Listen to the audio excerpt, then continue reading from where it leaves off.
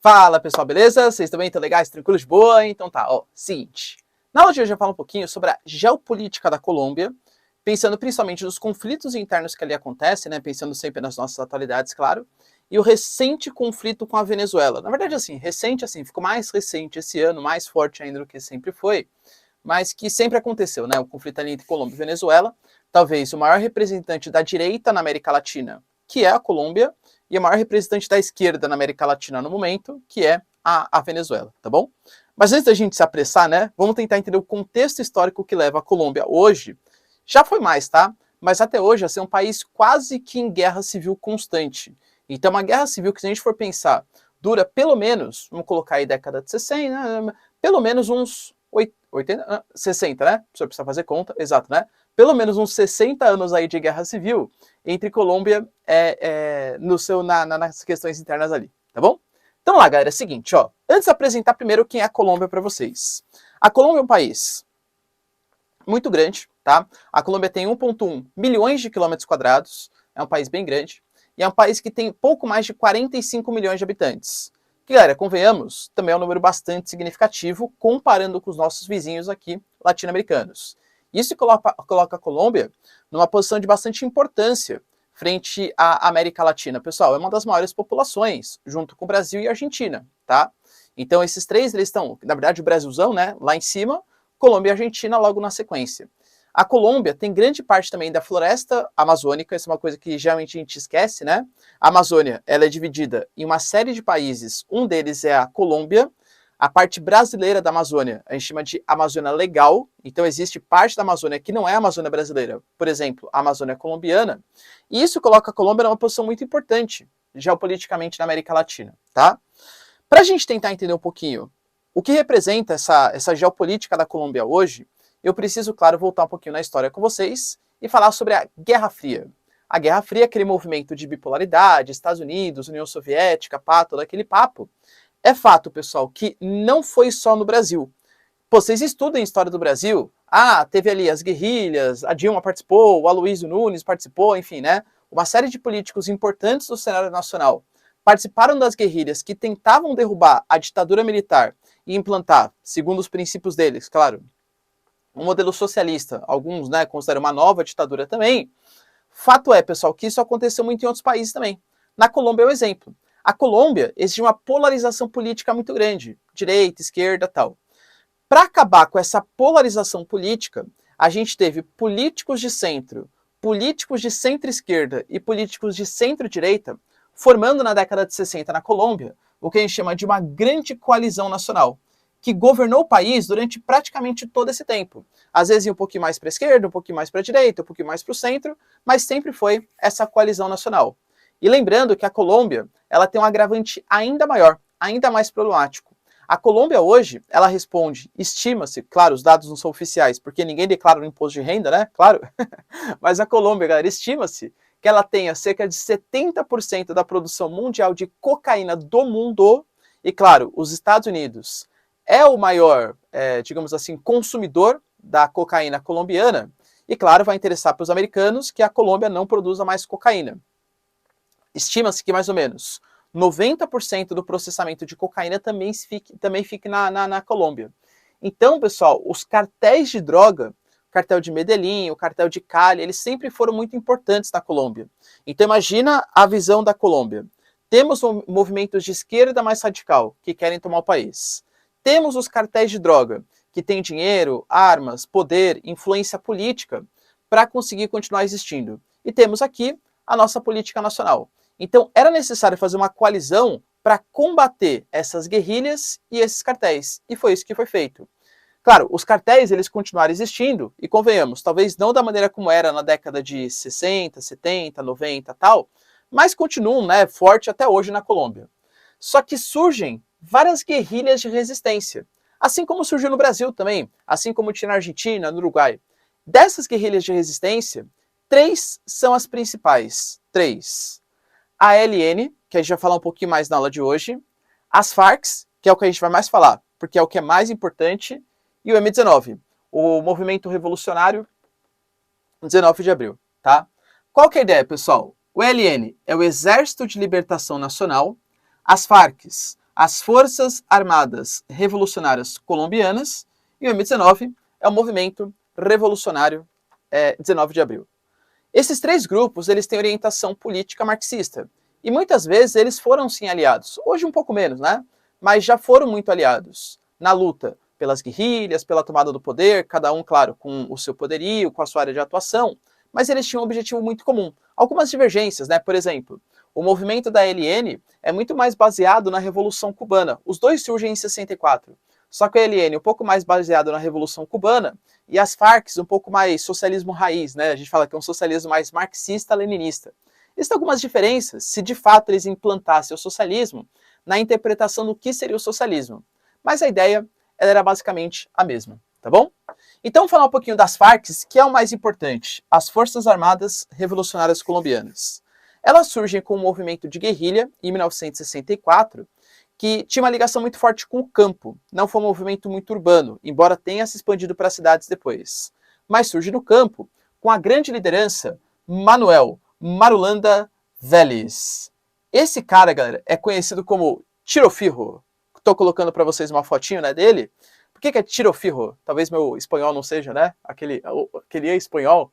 Mas o Tiro Fijo, ele é conhecido, galera, pelo tiro certeiro, entre aspas, né, uma tradução literal, é o tiro certeiro. Porque, segundo dizem, ele nunca errou um tiro na sua vida. Isso é verdade?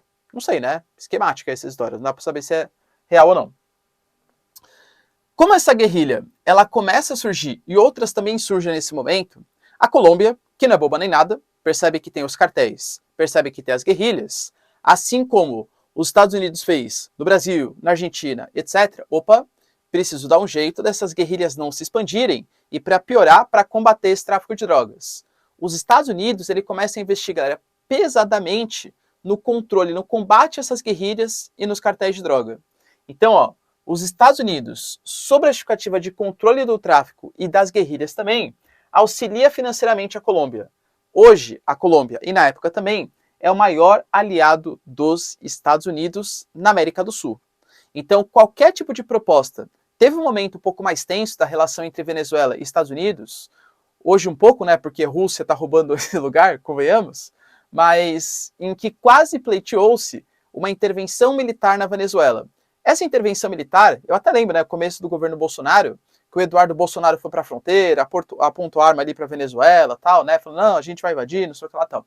Cara, se tivesse mesmo uma intervenção militar, ela dificilmente teria o Brasil como principal polo. Por quê?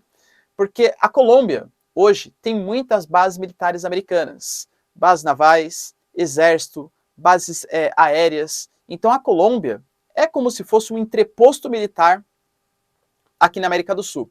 E tudo isso tem raiz no combate às guerrilhas e no combate ao tráfico de drogas. Tá? Que, claro, atinge principalmente os Estados Unidos. As Farc, então, perceberam que não seria muito seguro ficar nas áreas que eram menos vigiadas. Então eles conseguiram, as Farc, se apropriar da floresta amazônica, que é uma região que dificulta a fiscalização. Professor, sério? Vídeo Brasil. O Brasil na nossa fronteira tem tráfico de drogas, tráfico de armas, biopirataria, imigração ilegal, enfim, né? Tudo que você possa imaginar acontece na fronteira, porque ela é pouco povoada, e para piorar ainda mais a situação, é até difícil fazer vistoria, porque tem uma mata extremamente densa, que é a floresta amazônica. Então a floresta amazônica, ela serviu como refúgio para as Farc. Só que já tinha uma galera que ocupava a floresta amazônica. Pois é, né? Os cartéis, grande parte, eles tinham seu estabelecimento na floresta amazônica. Houveram, sim, alguns embates, alguns embates, até porque os cartéis, se a gente for pegar de orientação política, é difícil falar, de novo, né? Todos são assim, mas de maneira geral, eles são grupos de direita, não são grupos de esquerda, não são movimentos guerrilheiros socialistas, tá? Diferente das Farc, da ALN e tal. E as Farc começaram a fazer algumas guerras com os cartéis.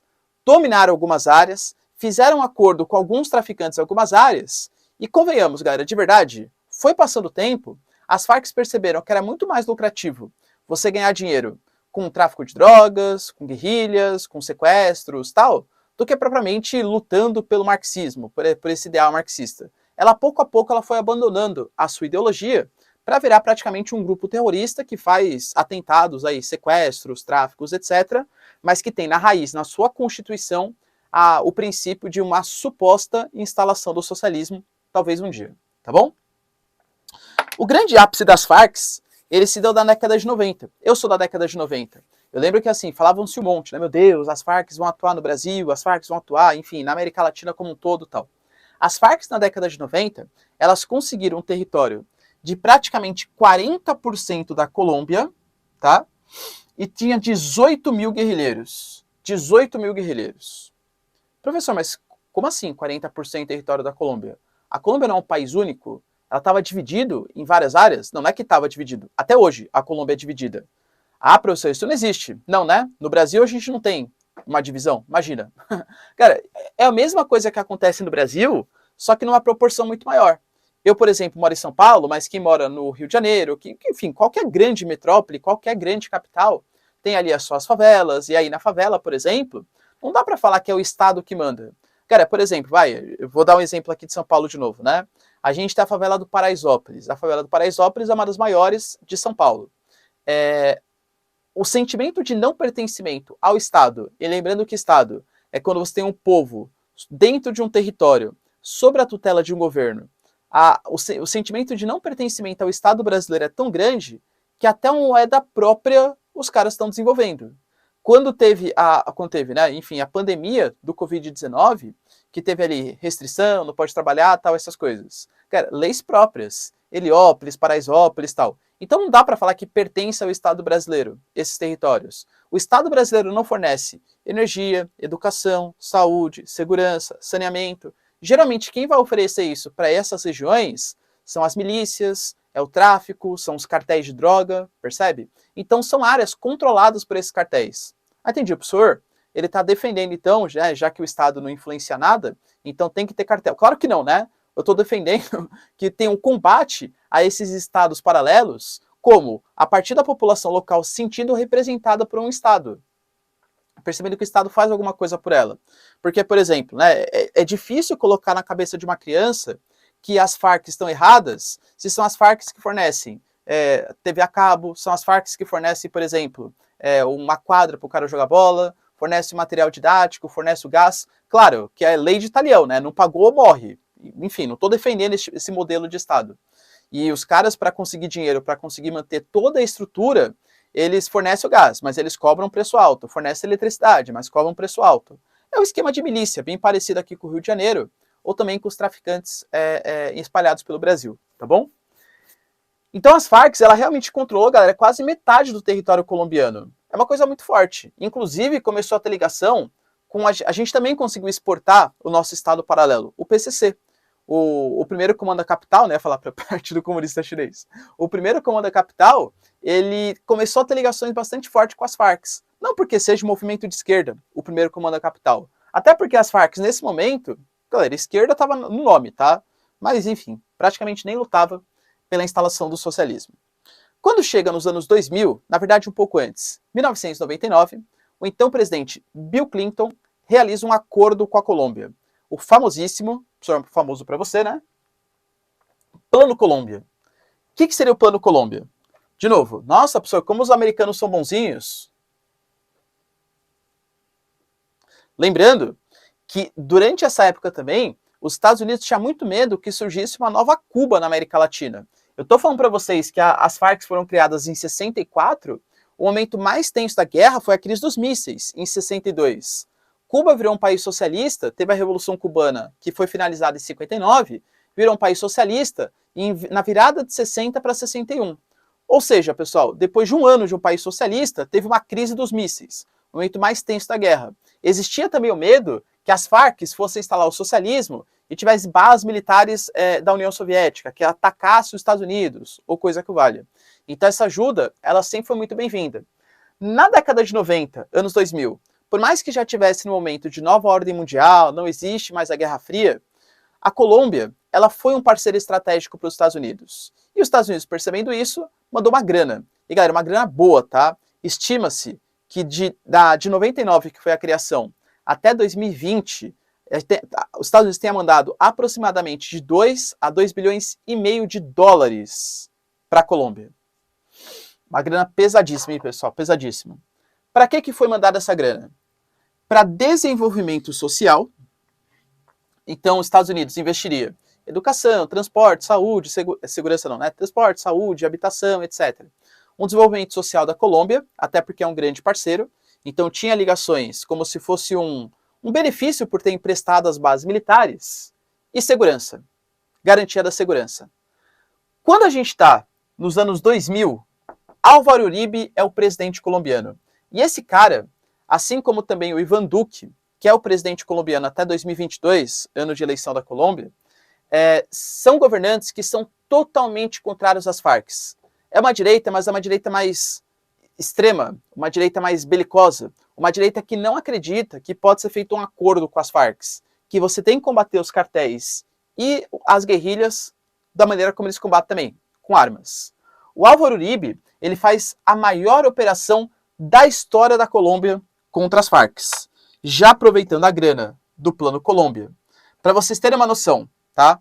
O desenvolvimento social ficou com mais ou menos 24% dos investimentos, enquanto o investimento em segurança, basicamente combate ao tráfico e as guerrilhas, com 76%. Isso aqui fez com que as Farc também se levantassem. Momento de guerra civil na Colômbia. Em segurança, para vocês terem uma noção, a Acnur, Agência de Refugiados da ONU, estima que a Colômbia esteja entre os 3 países que mais têm refugiados internos.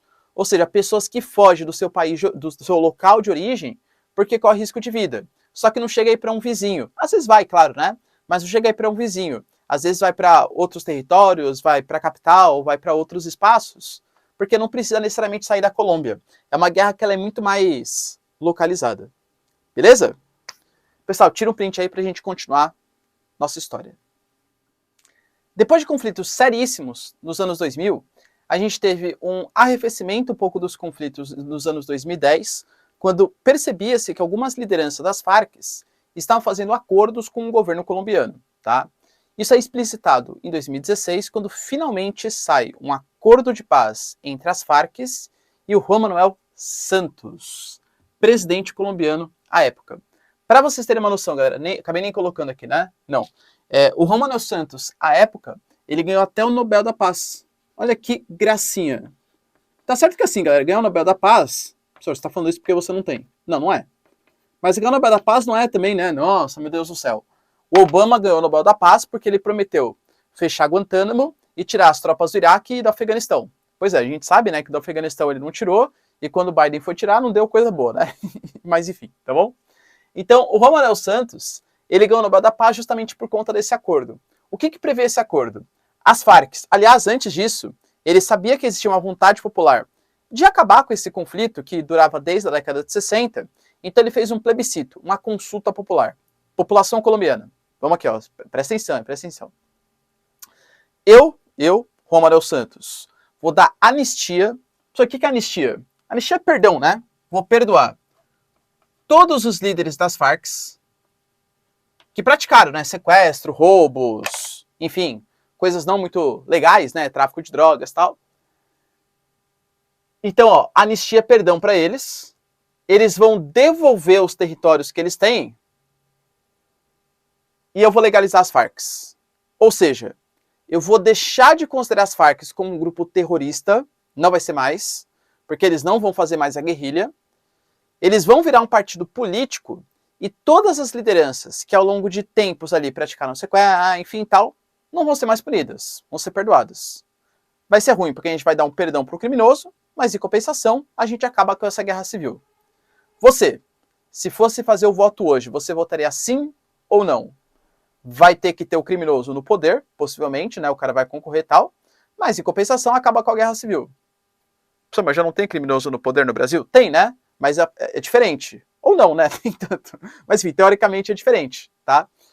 A população à época votou pelo não. A gente não aceita esse tipo de acordo. O não ganhou. Só que o governo colombiano falou, dane-se, vamos fazer o acordo de paz mesmo, e estamos nem aí. Cara, quando você faz um plebiscito, você quer saber a vontade popular. Não necessariamente você precisa respeitar essa vontade popular, tá bom? Isso fez com que em 2017 as Farc entregasse as armas. Na verdade, aí já vê que não todas as armas, tá? Mas quase todas as armas. E em 2019, as Farc finalmente elegem o seu primeiro governo, o seu primeiro prefeito, a partir do partido político que surge chamado de Comunes.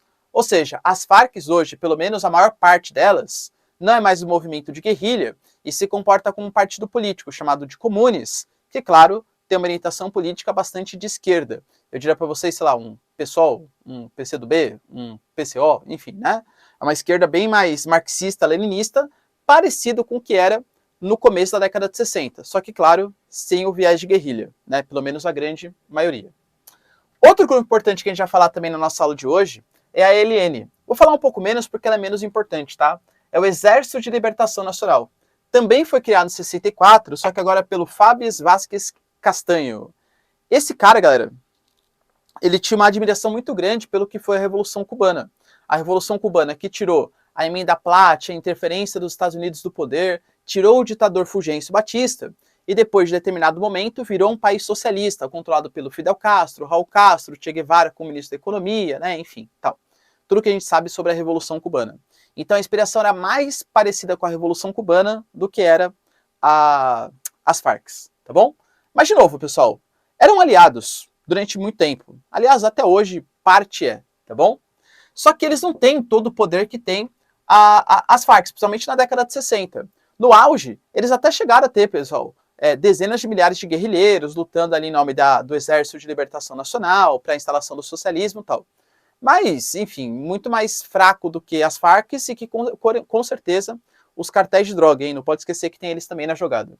Como eles não conseguiam dominar grande parte do território, eles ganhavam muito dinheiro a partir do que a gente chama de imposto de guerra. O que é o imposto de guerra? Mais ou menos o seguinte, ó. Imagina que, sei lá... Eu não vou pensar, vou falar o que eles faziam mesmo, né? Não pensei em nenhum exemplo bom aqui. Tem ali a ELN. A Colômbia, por exemplo, tem empresas de eletricidade, tem empresas que exploram petróleo, refinam petróleo, distribuem petróleo, principalmente ligado à infraestrutura, eletricidade, saneamento e petroquímica. Pessoas, trabalhadores, empresas que trabalham nesses ramos. Se vocês não me pagarem uma mensalidade, eu ataco vocês. Distribuo fiação, distribuo cabeamento, atrapalho as petroquímicas e tal. Então era a partir de uma sabotagem na infraestrutura. Para você não ser sabotado, você paga um imposto para essas organizações, a ELN, tá? Então ela sempre sobreviveu muito a partir desse imposto de guerra. Essa maneira, eu não te saboto se você dá uma grana para mim, tá bom? Chegando um pouco mais para o momento atual, chegamos em 2021, tá? 2021, momento ali que a Colômbia, obviamente, né, não só a Colômbia, mas o mundo, está passando por uma pandemia. Começou em 2020, mas 2021 está bem no momento tenso ali, né, também.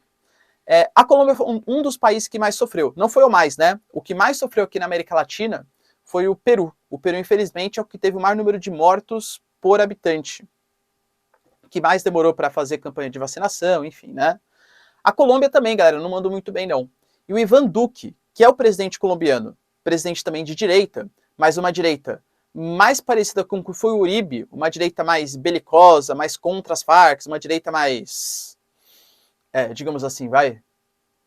Não é extremista, mas uma direita mais Trump, vai, digamos assim, tá bom? Passou por um momento de alta inflação, falta de vacinas e desemprego. Você quer que a população manifeste contra você? Tira o poder de compra dela e tira o emprego dela. E claro, para mixar, pior ainda, tira a vacina na época de pandemia. Pô, é tudo que a população mais odeia. Então o Iván Duque, ele começa a ser pressionado pela falta de habilidade política pela população colombiana. Com isso, com as manifestações, o Iván Duque ele anuncia uma medida para resgatar a economia colombiana. Pô, professor, agora vai, hein? Agora vai. Reforma tributária. Professor, concordo com essa aí, hein? Inclusive o Brasil também tem que fazer a reforma tributária. Concordo em gênero, número e grau com vocês. Mas calma que não é bem assim. Essa reforma tributária, apresentada pelo Iván Duque em conjunto com o Congresso, basicamente colocava a responsabilidade pela falta de recursos na Colômbia na classe média e baixa. Políticos não teriam seus privilégios cortados, não teria mais impostos progressivos para a população mais alta. Basicamente, você coloca mais impostos nos serviços, no trabalho, então o cara vai ganhar menos, para o Estado ganhar mais, e você coloca mais imposto no consumo. E o imposto no consumo é um imposto que ele não distingue classe social. Por exemplo, imagina que eu sou um cara pobretão ali, ganho, sei lá, R$ 200 por mês, e tenho o Silvio Santos. Cara, quando eu vou comprar 1 litro de leite, eu vou pagar o mesmo imposto que se o Silvio Santos comprar 1 litro de leite. Só que proporcionalmente pesa muito mais para mim, porque eu só tenho R$ 200, do que para o Silvio Santos, que tem, sei lá, milhões e milhões de reais. Então, quando você começa a sobretaxar o consumo, você não está distinguindo classe social. Proporcionalmente, ele pesa muito mais do bolso da classe média e da classe pobre do que da classe rica. Então a população, pô, você está zoando comigo, né? Já está uma baita inflação, desemprego, falta de vacina, falta de habilidade política. E você ainda apresenta uma reforma tributária que aumenta os impostos da classe média e baixa, tá zoando. Protestos pesadíssimos e inclusive violentos na Colômbia, com Ivan Duque usando a polícia, né, e parte do exército também para reprimir essas manifestações. Para vocês terem uma noção, a popularidade do Ivan Duque, ela chegou a ficar em 20%. Tivemos 20% de aprovação do seu governo. Baixíssima popularidade, claro, tá? Lembrando que esse cara é contra o acordo com as Farc, inclusive gerando uma série de conflitos. Porque quem fez o acordo foi o Santos, mas quem tem que respeitar o acordo é o atual presidente, que faz críticas às lideranças das Farc, que fala que é ridículo um partido político concorrer com todo o histórico de sequestros, enfim, né? Tudo que eles fizeram de errado ao longo do tempo. Então as Farc, elas começam a ficar meio pé da vida com isso também, e começam a atacar o governo do Ivan Duque. Então começam alguns conflitos, nem sempre muito pacíficos. Algumas partes de guerrilhas que não concordaram com os acordos, porque imagina, galera, a Farc é um movimento de muita gente. Algumas pessoas consideravam que fazer um acordo com o governo colombiano para virar um partido político dentro da lógica do sistema era uma trairagem com o movimento das Farc. Então nem todas as Farc elas acabam largando as armas. A grande maioria sim, mas nem todas. Essas guerrilhas que sobraram das Farc começam a partir para cima do Ivan Duque, e aquela guerra civil mais pesada que a gente tinha, claro que com número menor, porque são menos guerrilheiros hoje, né, graças ao acordo, mas ela começa a se movimentar. E aí, as Farc hoje, não mais necessariamente parceiro da ELN, porque eles disputam a mesma área de influência. A ELN, que nunca participou muito de tráfico de drogas, também começa a participar nesse momento. Pelo enfraquecimento das Farc, começa a tomar um pouco de área das Farc. Então começa uma guerra civil colombiana novamente. Protestos da população, Ivan Duque, de maneira mais pesada, mão de ferro, contra as Farc e ELN, e ELN e as Farc mesmo se conflitando, tá? se pegando ali. Isso vai fazer com que o cenário de 2022 seja bastante caótico, que é o que a gente vai ver na próxima lousa, tá? Então, ó, tira um print. 2022 é ano eleitoral na Colômbia, assim como é ano eleitoral também no Brasil. Na Colômbia é proibida a reeleição, Ivan Duque não vai poder se reeleger, tá? Então ele nem vai concorrer, então ainda está procurando, claro, um cara que tem a mesma orientação política que o Ivan Duque e que o Álvaro Uribe, aquele governante dos anos 2000, para concorrer pela parte da direita. Essa galera aqui, lembrando, totalmente contrária ao comunismo. Não comunismo, né, galera, tá? Ao partido político. Então, contrários aos comunistas. O que, claro, pode deixar ainda mais tensa a situação na Colômbia. Do outro lado, temos o Gustavo Petro, um representante da esquerda. E isso é uma coisa que, para quem não manja muito de geopolítica, mas é muito nova. A gente pensar, por exemplo, que a Colômbia vai dar uma guinada à esquerda é uma coisa muito rara. Nem quando a América Latina, nos anos 2000, deu uma completa guinada para a esquerda, com Lula no Brasil, Néstor Kirchner na Argentina, Mujica no Uruguai, Michelle Bachelet no Chile, Rafael Correa no Equador, Evo Morales na Bolívia, Hugo Chávez na Venezuela. Nem nesse momento a Colômbia virou um país de esquerda. Então, nesse momento, se o Gustavo Petro for eleito, e esse cara é o favorito das eleições, muito por conta da falta de habilidade política e das manifestações que aconteceram, cara, aquela reforma tributária foi um tiro no pé, tá, do Ivan Duque, beleza? O cara é o favorito das eleições. Só que nesse meio tempo, no início dos anos 2022, tivemos conflitos envolvendo a ELN e as Farc. Mas as Farc não tinha feito o acordo de paz? Fez. Então não é o Comunes, hein, o partido. É o que restou das Farc, aqueles que não aceitaram fazer o acordo com o governo colombiano. Essa guerrilha disputa com a ELN áreas de influência do tráfico, bem próxima ali da fronteira com a Venezuela, que aliás é uma das principais áreas de atuação, tanto da ELN como das Farc. O governo colombiano fez algumas ofensivas, lembrando Ivan Duque, odeia esses caras, tá? Essa é a verdade. E teve algumas mortes, tal, né? Enfim, conflitos, beleza. Só que começaram algumas acusações. Por quê? Não é de hoje essa acusação, tá? Suspeita-se que a Venezuela, principalmente depois do governo de Hugo Chávez, que assumiu o poder em 1999 na Venezuela, seja abrigo das Farc, mas também da ELN. Ou seja, a Venezuela vai lá, dá um abrigo para as Farc fazerem assim, ali a sua organização política, saber onde que eles vão atacar na Colômbia, onde vão fazer tráfico, tudo tal, beleza? E aí eles vão para a Colômbia, fazem o que tem que fazer e depois se protege na Venezuela. Porque, galera, convenhamos, a Colômbia não pode, em tese, claro, invadir a Venezuela. Isso já quase deu um conflito nos anos 2000, porque a Colômbia, ela realizou um ataque contra as Farc em território venezuelano. É que nem se, por exemplo, imagina, professor, eu acho legal, imagina, por exemplo, a Bolívia resolve que, sei lá, tem um traficante um grupo de tráfico que está fugindo da Bolívia, e aí está em território brasileiro. Aí a polícia boliviana entra no Brasil, sem autorização do Brasil, atira no nosso território. Não pode fazer isso. É invasão de soberania, dá briga geopolítica, esse é motivo para guerra. Se alguém está atacando você sem a sua autorização, obviamente isso é motivo para guerra, tá? Então as perguntas que a gente tem que resolver, né? Então o conflito da fronteira com a Venezuela... Opa, Venezuela é ótimo, né? Só precisa saber escrever para dar aula, perdão. Na Venezuela. A pergunta que a gente tem que saber responder, as perguntas, aliás, né, que eu queria finalizar a aula com elas, são as seguintes. Primeiro, a Venezuela dá apoio logístico às Farc e ELN? A Venezuela jura que não. Diz que isso é uma invenção da Colômbia, que não passa de um fantoche do imperialismo americano na América do Sul para derrubar governos de esquerda. Então a Venezuela alega, né, o Nicolás Maduro, atualmente, que ele não sustenta esses grupos e que, na verdade, isso está sendo utilizado como desculpa para uma possível intervenção na Venezuela. E aí, qual narrativa está certa? Pós-verdade, hein, pessoal? Pós-verdade. As duas narrativas vão convencer a galera de esquerda, vai falar que é um imperialismo americano, a galera de direita vai falar que a Venezuela está dando abrigo. Por enquanto não há confirmação. Então fique com esse não há confirmação. Mas as suspeitas, elas datam desde 1999, tá bom? Outra questão.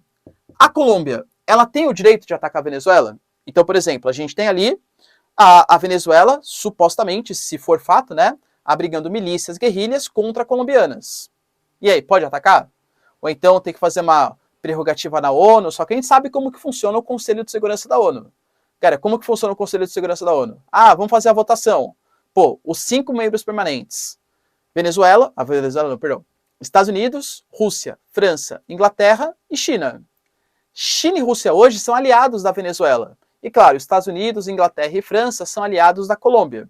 Então, se os Estados Unidos votasse sim, a Rússia vetaria. Se a Rússia votasse sim, os Estados Unidos vetaria. Então, na prática, não vai acontecer nada, tá?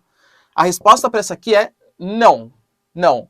Se ficar aprovado, pode pedir para os Estados Unidos aplicar sanções, a União Europeia aplicar sanções. Se bem que, assim, mais sanções à Venezuela acho difícil, né? Mas, enfim, já tem quase todas as sanções do mundo à Venezuela. Mas, enfim, né? Pode aplicar mais sanções. E outra coisa que a direita, principalmente do Ivan Duque, está suspeitando é que o Gustavo Petro está envolvido no conflito. Supostamente, estaria fazendo com que a ELN e as Farc tivessem uma atuação maior, inclusive com um conflito maior, para gerar uma situação de insegurança e falar, tá vendo, o Ivan Duque não sabe governar a Colômbia. O Ivan Duque, com essa política belicista, só está causando mais conflitos para o território colombiano. Se você colocar um cara mais moderado, Gustavo Petro, tudo tal, eu vou conseguir pacificar a situação. Você vai ver, essas guerrilhas aqui, ó, até nem existem mais. Vão virar comunes, vão aceitar ser partido político e eu acabo com a guerra civil colombiana. Hoje, claro, né, pessoal, não sou pitonisa, não consigo saber o futuro, mas o Gustavo Petro é o favorito. Novamente confirmando uma certa onda vermelha na América Latina. A gente pode falar, por exemplo, em 2021, a eleição, por exemplo, no Chile, a eleição, galera, por exemplo, de um cara de esquerda. A gente pode colocar no Peru, por exemplo, também, o Castilho, eleição de um cara de esquerda. A gente pode falar de uma série de governantes, pessoal, que estão se mudando, né? Na Argentina, por exemplo, Alberto Fernandes é um cara de esquerda também. Então, o Luiz Arce, na Bolívia também, tirou a Janine Áñez, que era direita, é um cara mais de esquerda. Então a gente pode falar que sim, nesse momento aparentemente é uma onda vermelha. Talvez no Brasil, não sei, né?